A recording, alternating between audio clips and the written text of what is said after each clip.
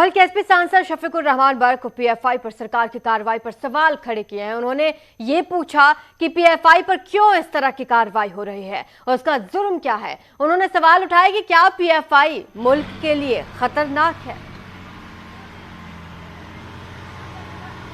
SP सांसद ने कई तरह के सवाल उठाए हैं और ये पूछा है कि पीएफआई का आखिर जुर्म क्या है और क्या पीएफआई मुल्क के लिए खतरनाक है। आपको बता दें कि देश भर में कई राज्यों में लगातार ईडी एनआईए की संयुक्त कार्रवाई हो रही है। लगातार छापेमार कार्रवाई चल रही है। कई लोगों की गिरफ्तारी हो चुकी है जो पीएफआई से जुड़े हुए हैं।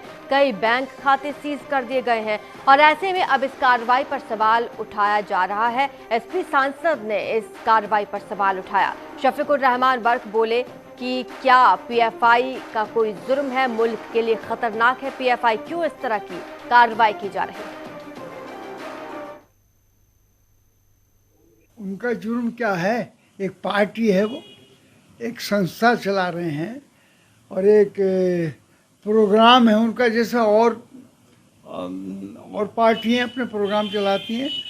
तो उनका जुर्म क्या है कि क्यों गिरफ्तार किया जा रहा है? उनसे कुछ खतरा हो गया या वो मुल्क के लिए ख़तरनाक है या इस पार्टी के लिए ख़तरनाक है? क्या बात है? क्यों उसके साथ ये अमल हो रहा और कितनी पार्टियां देश के अंदर चल रही हैं सियासी।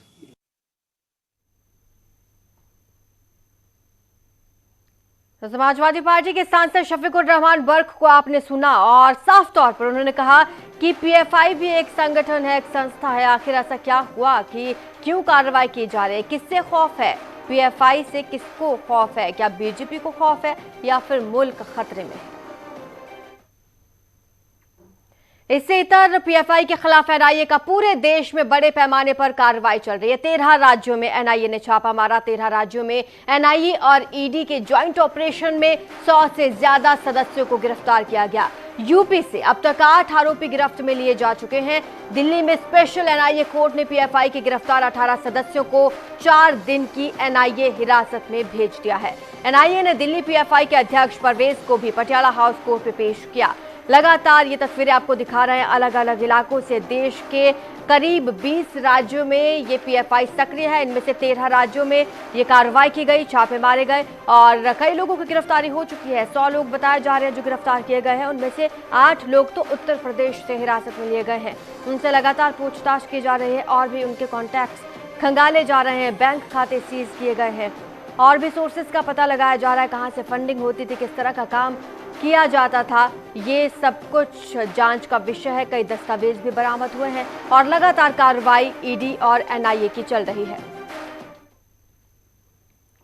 समाजवादी पार्टी के सांसद एसटी हसन ने एक बार फिर मदरसे के सर्वे पर अब ऐतराज जताया। उन्होंने कहा कि सिर्फ मदरसे के सर्वे के पीछे सरकार का मकसद कुछ और है। एसटी हसन ने कहा सिर्फ मदरसे ही नहीं बल्कि मंदिर, गुरुद्वारे और गिरजाघर का भी सर्वे होना चाहिए।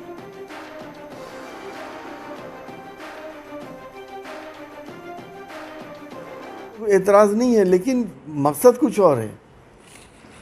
मकसद हिंदू मुस्लिम की राजनीति करना है। हम जब मानते हैं इस बात को कि सारे श्राइन्स का, हिंदू मुस्लिम सिख ईसाइयों के जितने भी धार्मिक स्थल हैं, उन सब का सर्वे होना चाहिए था।